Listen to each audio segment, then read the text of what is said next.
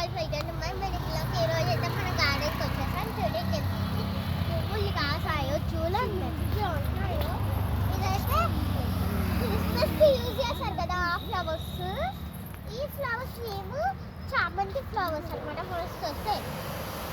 వేరే వేరే కలర్స్ కావాలి చామంతి, మస్తు ఉంటాయండి. వావ్, చూడండి ఎంత బాగా పెరిగిందో.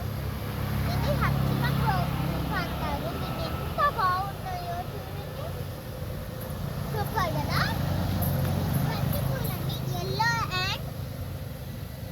అండ్ ఆరెంజ్ అండి, బాగుంటాయండి. ఇప్పుడు మనం అక్కడికి వెళ్ళేసి చూద్దాం రండి, మీకు చూపిస్తాను. చాలా ఉన్నాయండి. వామాకు అండి, ఇది వామాకు. ఇది వామాకు. ఇదేమంటారు మన ఓమ. ఎప్పుడైనా సర్దులు వేస్తే దీన్ని తింటారనమాట కలుపుకొని. ఇదేమో పపాయ చెట్టు. ఈ చెట్టు వచ్చేసి క్రిస్మస్ అనమాట. క్రిస్మస్. ఇప్పుడు మనం అచ్చళ్ళది చూద్దాం.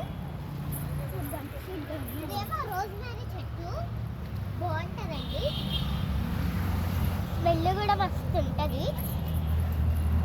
ఇదేమో ఈ చెట్టు అని బాగుంటుంది, ఎంత బాగుంటుంది తెలుసా.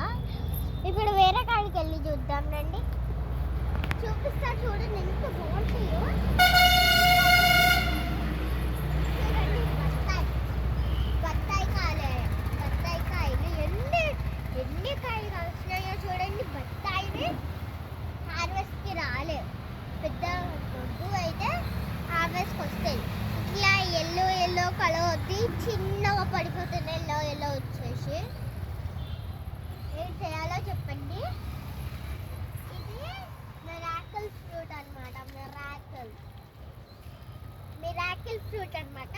దీన్ని తిన్నాక లెమన్ వేసుకుంటే తియ్యగా ఉంటుందంట. నాకు తెలీదు, తెచ్చేసుకున్నాను.